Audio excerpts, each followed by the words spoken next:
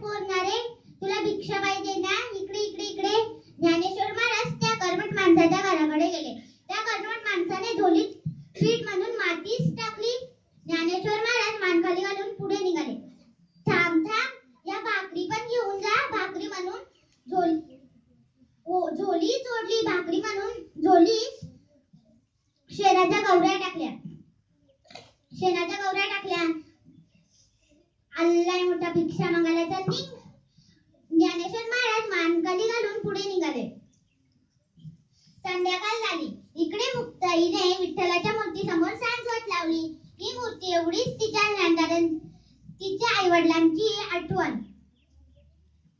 मुक्ताईने रामरक्षा बोलायला सुरुवात केली. मुक्ताईला चाहूल आली की ज्ञानदादा आले, ज्ञानदादा आले. मुक्ताईने पटकन रामरक्षा उरकली आणि आपल्या भावांसाठी पाना मांडली. निवृत्ती व सोपान दोघे येऊन बसले. तेव्हा तिने विचारले, दोघच कसे? ज्ञानदादा कुठे आहेत? सोपानाने उत्तर दिले, तो म्हणतोय मला भूक नाही. कसा म्हणतोय मला भूक नाही? थांब, मीच बोलून आणते त्याला. असे म्हणून मुक्ताई खोपट्यात गेली. हे खोपट म्हणजे तिच्या ज्ञानदादांची एकांत जागा. गवत रचलेल्या जागी लहर येईल तेव्हा जाऊन बसायचा. नादाची झोली तर इथेच दिसते. अगं बाई, या झोलीत तर माती आणि शेणाच्या गवऱ्या. कोणच दृष्ट नाही केले हे. म्हणूनच काय ज्ञानदादा रुसून बसले. ज्ञानदादा, ताटी उघड ना, ताटी उघड ना, ताटी उघड ना. चिंता क्रोध मागे सारा, ताटी उघडा ज्ञानेश्वरा. योगी पावन जगाचा, साई अपराध मनाचा. ताटी उघडा ज्ञानेश्वरा. ज्ञानदादा, ताटी उघड ना, ताटी उघड ना.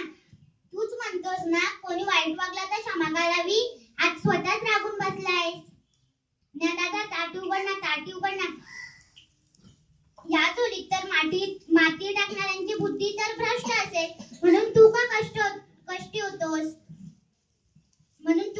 होतोस? शेत उगवतं तिथे तण निघायचेच. फुले फुलतात तिथे काटे खुपायचेच.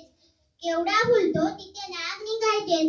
असं रे काय दादा, सारं जग जाई. अगीसारखं दाहक झालं तरी संतांनी पाण्यासारखं शीतल असायला हवं.